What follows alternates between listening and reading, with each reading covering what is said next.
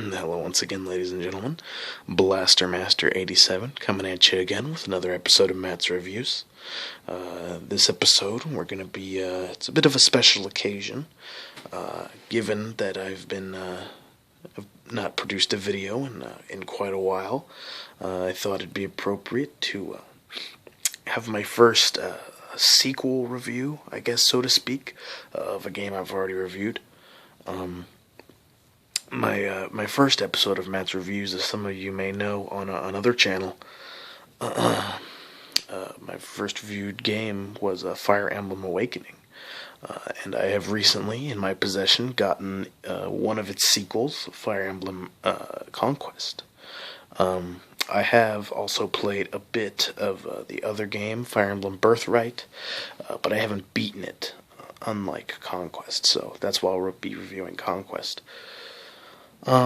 So, to start off, I mean, some of you probably have not watched that other video, so I'll go over Fire Emblem's basic storyline, I suppose, again. Fire Emblem Conquest is the 41st or 42nd, depending on how you want to look at it, in the Fire Emblem series. Started in 2006, fairly recent series. The storyline, in general, with the exception of Fire Emblem Awakening, takes place in 2045 in the city of New Toledo, where a ragtag group of heroes and heroines must defend the city from subterranean worms. But Fire Emblem Awakening broke away from that by taking place in a fantasy setting. And Conquest, unfortunately, at least in my opinion, continues that trend, taking place in the same continent, actually, as Fire Emblem Awakening did, but several hundred years in the future. The story of Fire Emblem Conquest specifically, you play as a young lad, a peasant actually, a member of a peasant village. You are discovered by a group of wandering circus performers, and you are recruited into the circus. Your parents actually sell you into the circus because nobody likes you, which is an interesting start to a video game, I think. But unfortunately, the story kind of goes down from there.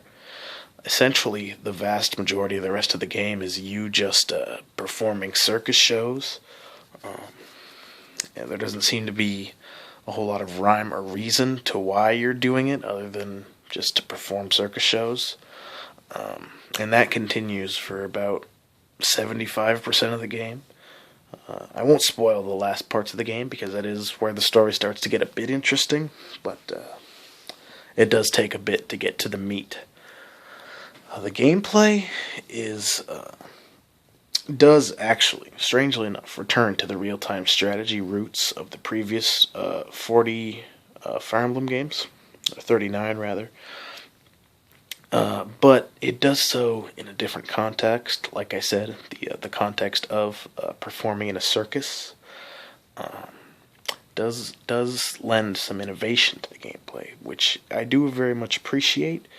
However, it doesn't feel quite as polished as the other older Fire Emblem games were. So I guess, at the end of the day, you gotta take the good with the bad. I do like this game more than Fire Emblem Awakening, and I certainly like it more than Fire Emblem Butts. But it's still not as good as as Fire Emblem 3, Return of the Fire, or Fire Emblem 9, The Fire Strikes Back. Classic games like that. But it's certainly not a bad game. I can definitely tell you that. And whether or not you want to buy it, I think that would depend more on your preferences. Because the game could very well appeal to you. I am more of a traditionalist in regards to the Fire Emblem series. Some people have told me that, and I can definitely see where they're coming from.